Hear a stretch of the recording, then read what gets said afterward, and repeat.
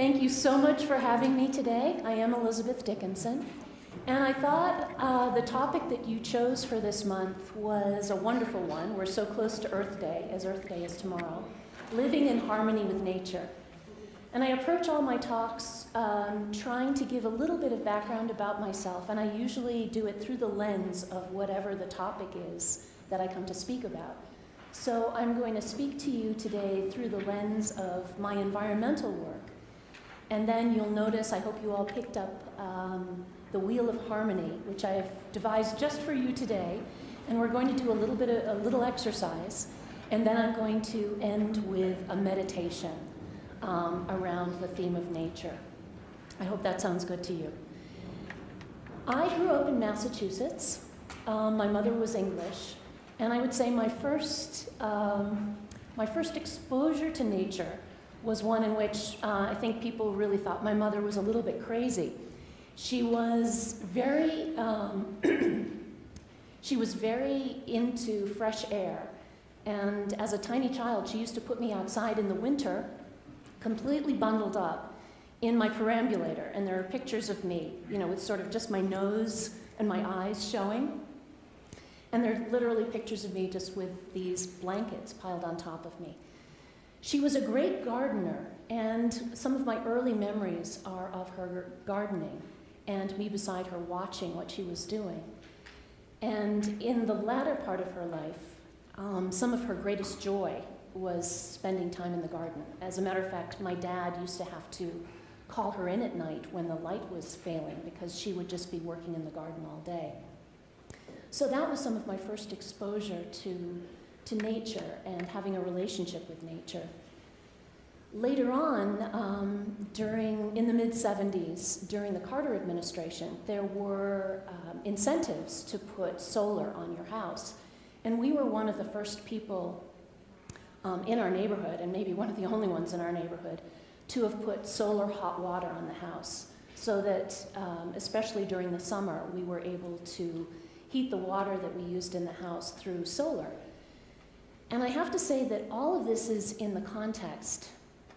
The environmentalism that I know came not so much from that kind of stereotypical tree-hugging kind of thing, but my mother was very practical. We had a compost heap that was enormous that we put all of our leaves into, we put all of our kitchen scraps into, and she would then work that compost into the soil.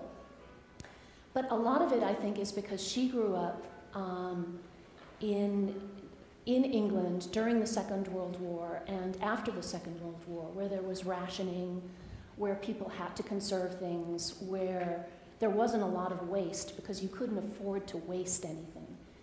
And so that, I think, informs my environmentalism to this day. Yes, the love of nature, but also the sense of that you're not showing reverence for life if you are wasting resources. So that's all part of the background. When I got into my 20s, I got very into meditation and spirituality. I met my husband, who's here today, and that continued. But he would be the first to tell you that I was not an activist or an environmentalist in the sense that we've come to think about that. And he would always say to me at that point that he really wished that the friends in his life who were spiritual had an interest in also being activists, and that the activists that he knew were also interested in bringing a spiritual perspective to their work. And there seemed to be this kind of dividing line between the two, because he thought there was a lot to learn from each other. And I would say if there's any message today that I have to share with you is that I believe that to be true. It isn't always that you can do both at the same time, but I would say there are opportunities in every life for us to work on the inside, work on ourselves, on our relationship to nature, cultivating reverence for nature, but also to work on the outside, to be activists, to take a stand for what we believe, to change our behavior, whether that is through recycling or whether it is supporting public policy that will support recycling, if it's energy use, any of those things, that there are particular opportunities. And I would say there are special opportunities for you as a spiritual community to be incredibly powerful in taking action in the world, because you will know how to connect with that still small voice within you and how to create a vision for the world that you want to see. If we are truly spiritual beings having a human experience and we want to bring our sense of heaven to earth, then we are called as both spiritual beings and as being in a material form to honor both sides of the equation. So if there's any message today, I would say that is the message. In terms of my own activism, I would say it did not kick in until I moved to the Twin Cities. My husband and I both grew up in Massachusetts. We spent 6 years in California. And when we moved here, and we first looked at the little fixer-upper that we bought on the west side of St. Paul, I clearly remember the realtor bringing us into what would be our bedroom. And I looked out. It was a gray November day. The leaves were off the trees. And framed in our bedroom window was this tall smokestack. And I looked at that and said, "What's that?" And the realtor went, "Oh, that's just a stack," and closed the curtains. And I got very interested once we moved in and we were renovating the house, working in the garden, which was a lot more fun than working in the house. And I started to ask questions about what that was. And it turned out that it was a coal-burning stack. And I was shocked because even with my husband working for Greenpeace, I was not aware of the degree to which we were dependent on coal burning to create our electricity. I started to ask questions. I got involved with a little local group, the Westside Citizens Organization, and their environment committee.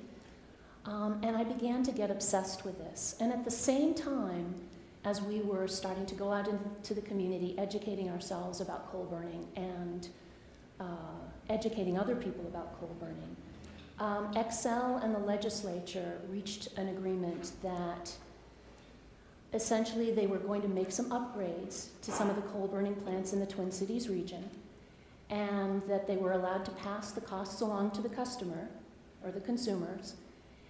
And they had a lot of different options that they were looking at. And this fired me up because I thought, if we're going to pay for this, and we're paying for it anyway in terms of the pollution that affects us, that we should have a say in what type of fuel they were using and what type of amendments and upgrades that they were doing. And of all of the ones on the table, the best ones were upgrading to natural gas. Admittedly, another fossil fuel, but a much cleaner burning one. So one of the great joys of my life, actually, was working with the group of people that gathered around this issue. And long story short, we had a great victory because through our activism, through going out and educating, the babysitting groups, through going to schools, through going to other neighborhood associations in both Minneapolis and St. Paul, and a little bit in Stillwater, we were 2 of the 3 coal-burning plants were converted to natural gas. And since the 1970s Clean Air Act, there have only been 3 total at that point which had converted to natural gas. So it was a great victory. It's something that I'm still proud of to this day. As a result of that, I got very interested in politics. I ran for city council for the Green Party in 2003, and then I ran for mayor in the city of St. Paul in 2005. And in a 3-way race, I was able to get 20% of the vote, which was really quite tremendous at that time. And so it was still kind of a surprise to me at that point. And as my husband said, there wouldn't have been anything particular, except maybe exposure to him, that would have led me to that. And I can't explain it to you myself particularly, except that it was something that touched my heart, and that there were a lot of people around me who were also willing to work, or at least a small group of people that were willing to work. And I think that that's an important thing, is that whenever you have a cause that you care about, is to find like-minded people to help you, to keep your spirits up, and to bring more power to what you're doing. So, and to this day, I would say I'm on the board of Clean Water Action at the local and state level, because Clean Water was one of the organizations that actually helped us organize around this issue, and I felt I needed to give back to them. So that's in brief a background, my background. I have an exercise for you. I hope you all picked up the piece of paper. This is especially for you. I call it the Wheel of Harmony with Nature. And if you need a pencil, did I pass out the pencils in a pencil or pen? Make sure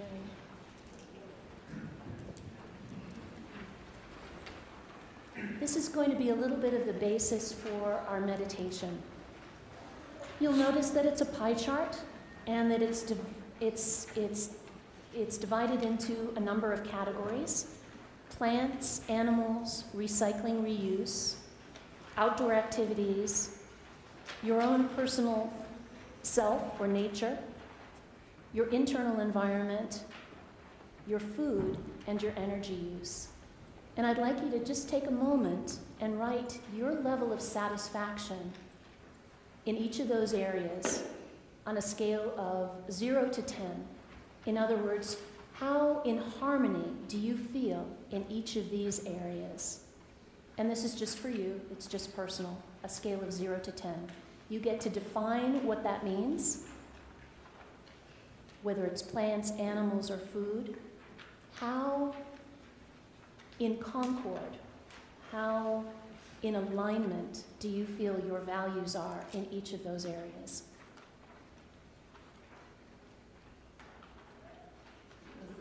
Yes. Oh, that's right. You don't. You have them in black and white instead of green. It's animals, recycling and reuse, outdoor activities, indoor environment, food, I don't have my glasses on, animals, and energy use. And at the bottom, one of the definitions of nature is not just nature, but personal nature. What is your personal nature or temperament? How in alignment are you with your own personal temperament and nature?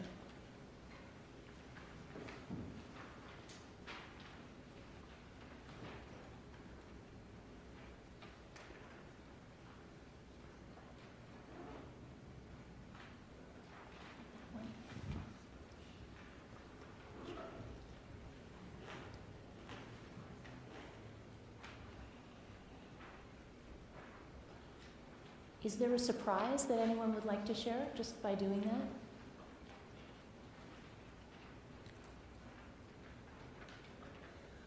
Okay, what I'd like you to do now is to pick an area that if it were improved, if your relationship in that area, your sense of harmony in that area were improved, would most improve all the other areas on the wheel. It doesn't have to be the lowest score. It might not be the lowest score. But an area which, if it were improved, would improve all the other areas for you.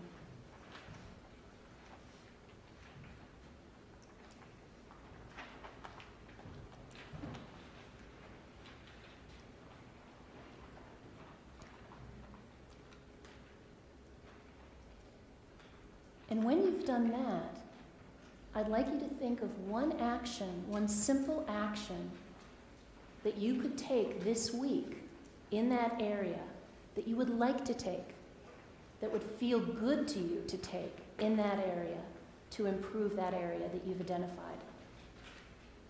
One simple thing that you could do this week.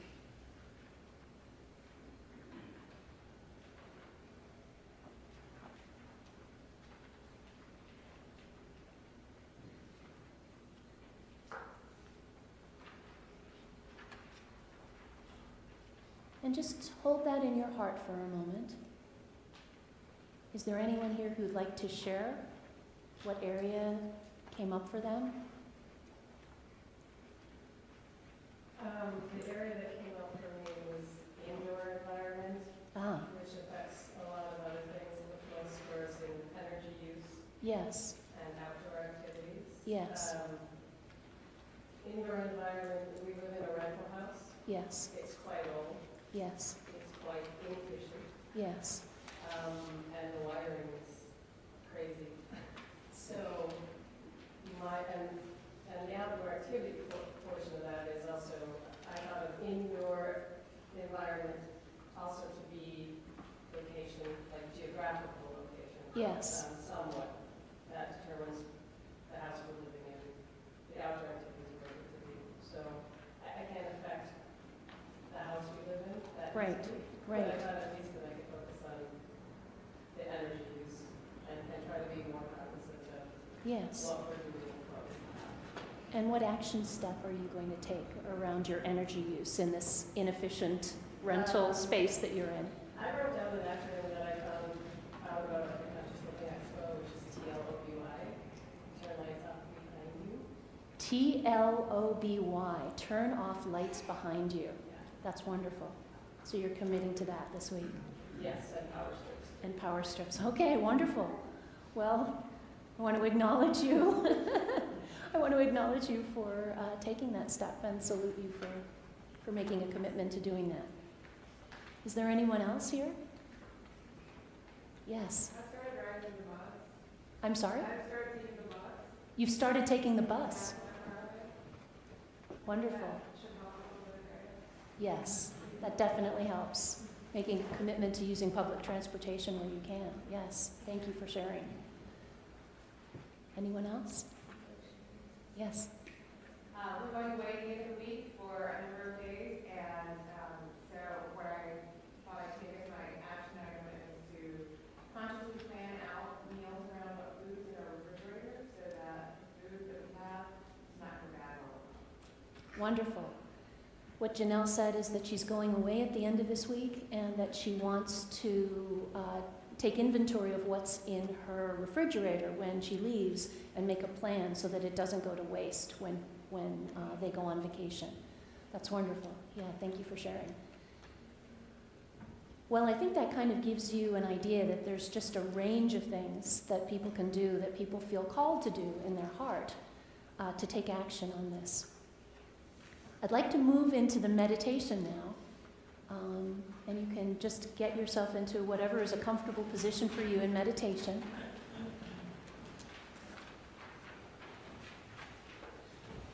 And I'm going to start with a relaxation. So get your body into an open position. Allow your eyes to gently close and focus on your breath. If there's anything that you need to let go to be perfectly present today, I want you to imagine letting it go through the use of your breath, so that with every breath in, you feel calmer and more present, and with every breath out, you're letting go of anything that you need to let go of to be here. Breathing in clarity and peace and abundance and any other qualities that you want to integrate into your life and spirit and body. And I want you to imagine that where your feet are touching the floor, that there are little lines of energy like roots going down deep into the center of the earth. They're going down, down, down, deeper and deeper and deeper into the center of the earth. And that you're connecting through those roots, those lines of energy, to the strength and stability of the earth. That you're bringing up through those roots, those little lines of light, anything that helps you feel present, connected to the earth, and calm.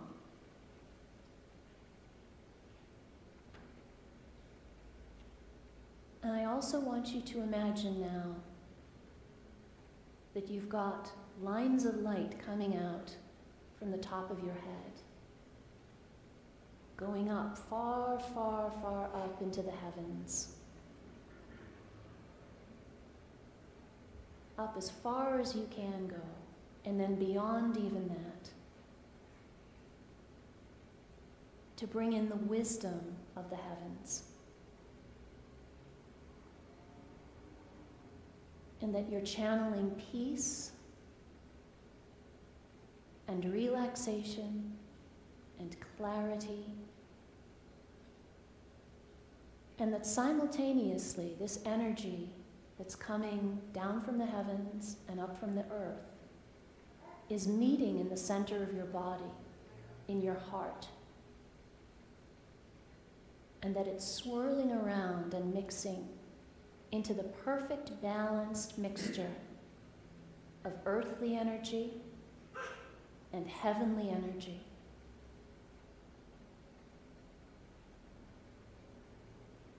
And with every breath in, you're spreading that beautiful mix, that balanced mix of earthly and heavenly energy throughout your body.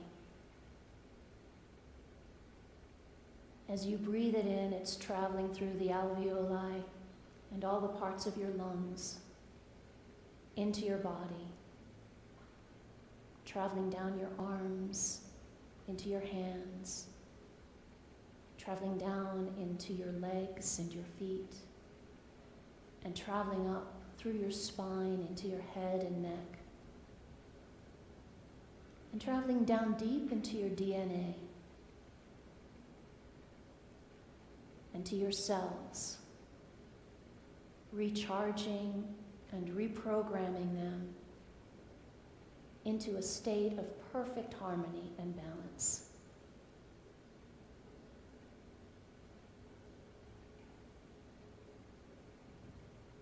And I want you to imagine a place in nature that you love.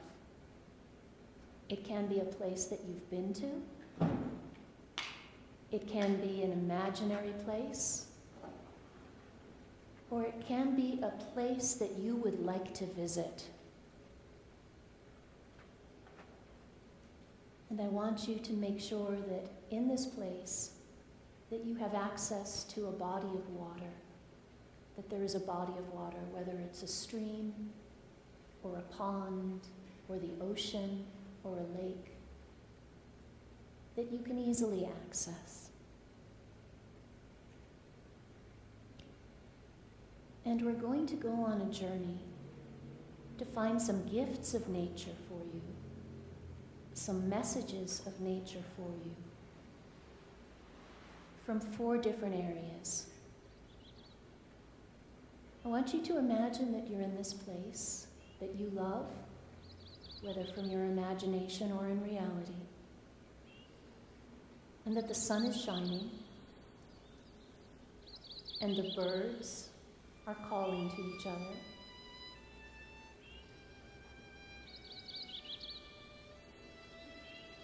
And I want you to imagine that the temperature is the perfect temperature for you.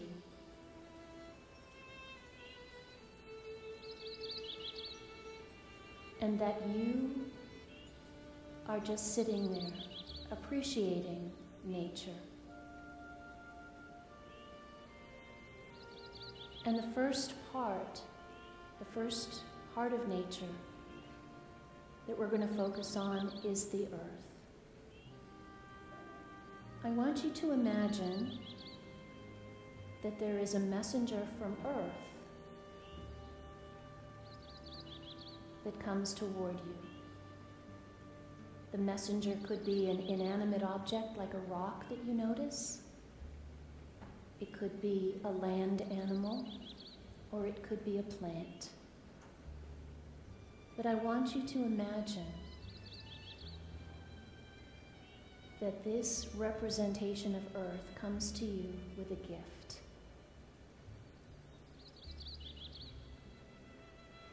What is the gift for you from earth? What does it mean?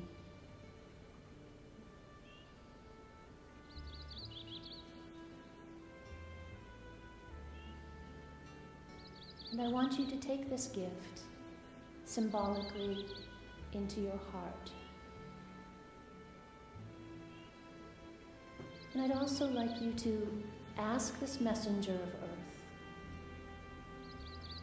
what is the special message for you today? What special message does this emissary bring just for you?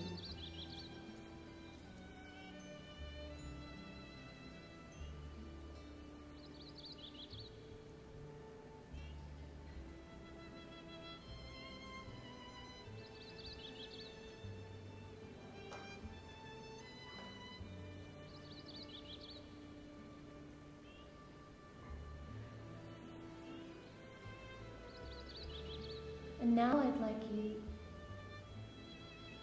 to imagine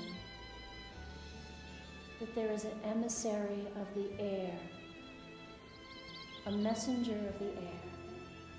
It could be a bird, it could be a breeze, something that represents air to you, that comes toward you.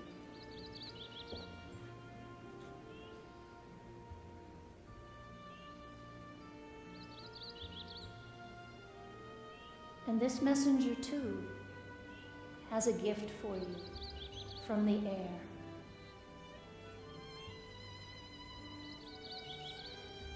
What is the gift?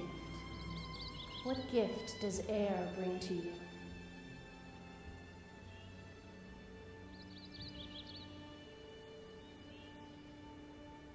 And what do you want to do with the gift?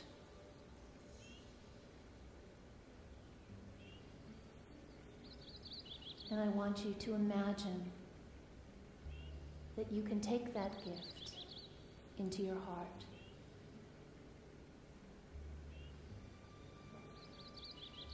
And if there is a message from the air, the messenger from the air, the bird or the breeze or something else, I want you to notice what the message is.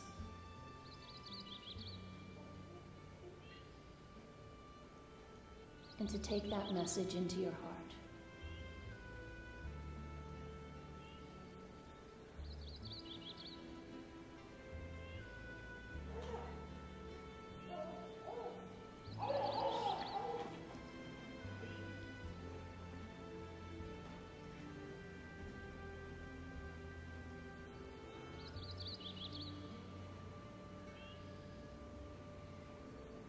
And now I'd like you to imagine that you're close to the body of water, whether it's a stream or a river or a pond or the ocean, and that there's a special messenger representing water who comes to you.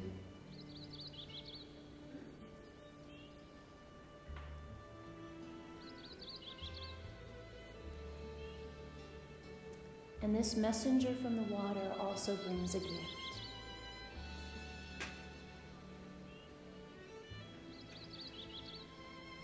What is the gift?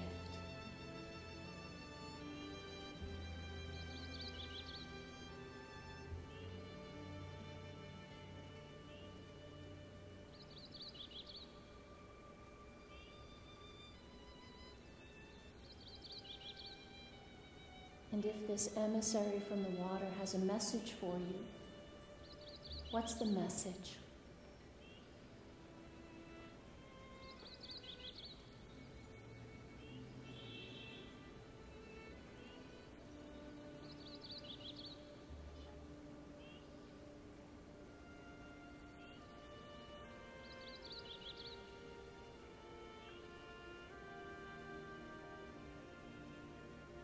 And I want you to take the gift and the message into your heart.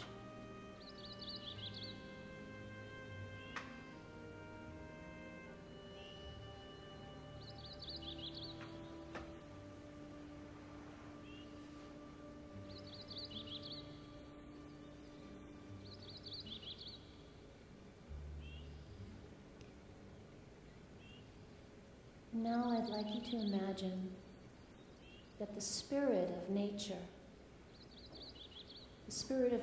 herself, is going to come to you. And that can be any type of representation that will mean something to you. It could be a light, it could be a flame, whatever means something to you, the spirit of nature.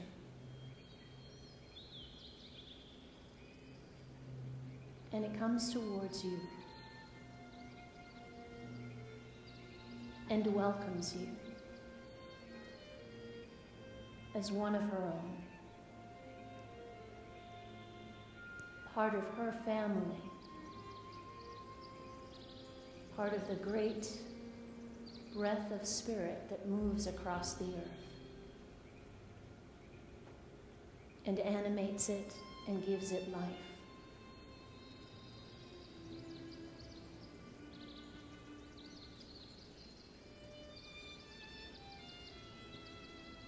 And I want you to welcome the spirit of nature.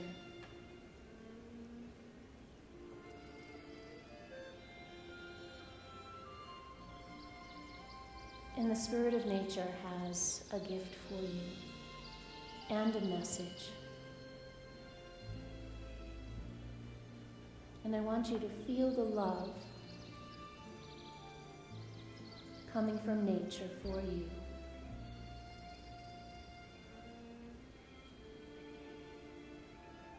And to allow it to fill you up.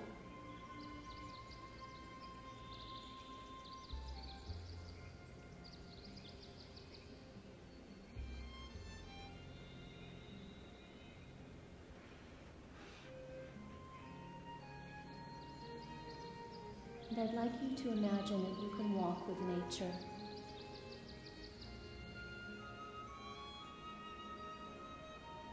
Take a walk with the spirit of nature through this beautiful space.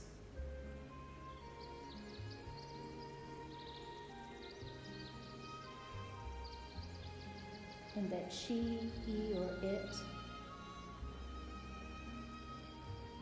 can share with you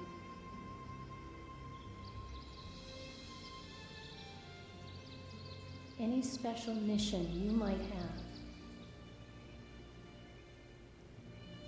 in terms of promoting reverence for her.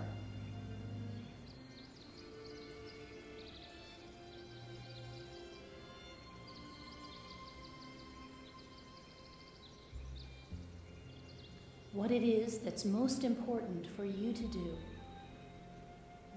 to live in harmony with nature.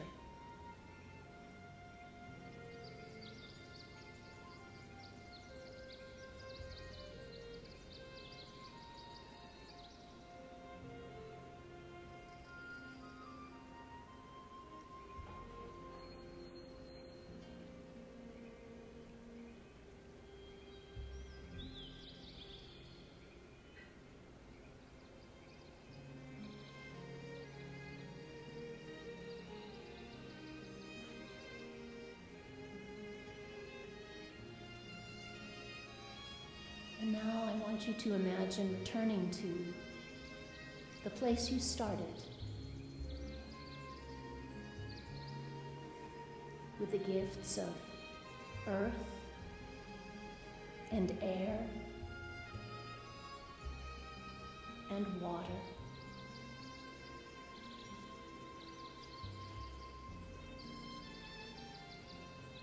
And the spirit of nature.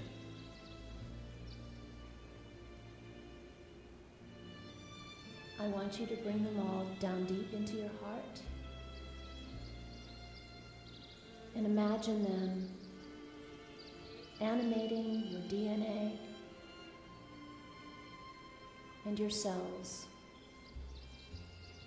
so that they operate at the highest degree and level of health possible.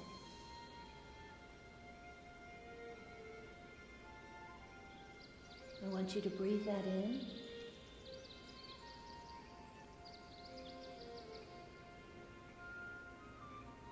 and send it all the way through your body.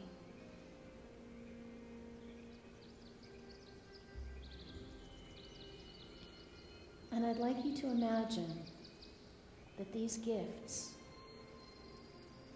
travel outside your body into your aura, and that the energy and peace and harmony that you found through this journey is mixing and mingling with everyone else in the congregation here.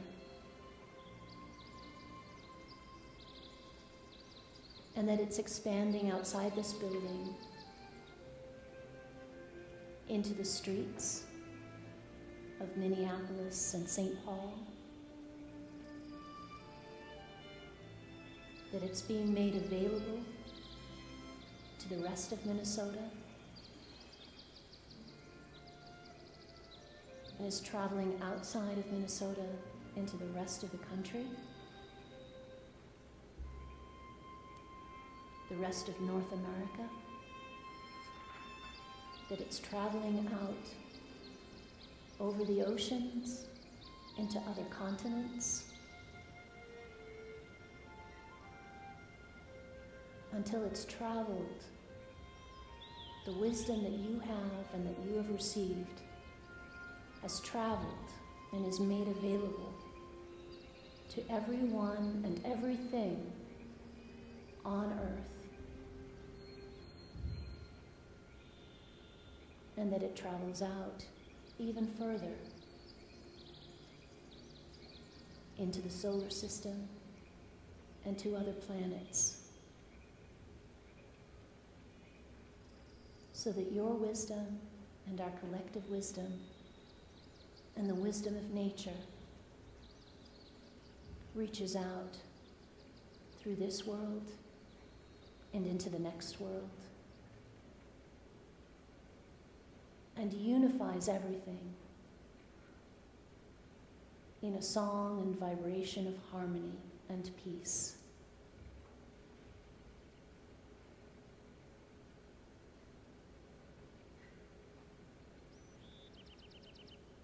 And I'd like you to feel lifted and buoyed up by that sense of harmony and peace.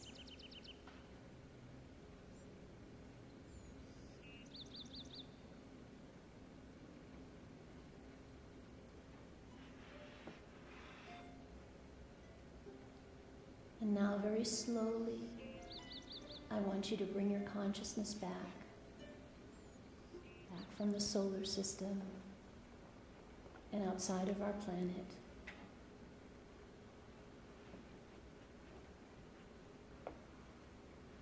Back to outside of Earth, come backing into Earth. Bringing your consciousness back to North America, into Minnesota, into Minneapolis, and back here into the Lake Harriet spiritual community, and back into your body.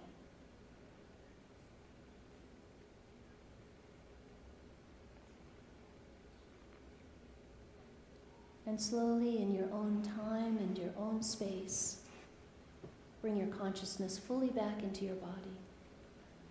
Wiggle your fingers and toes. And in your own time and space, take in a deep, centering breath and float your eyes open.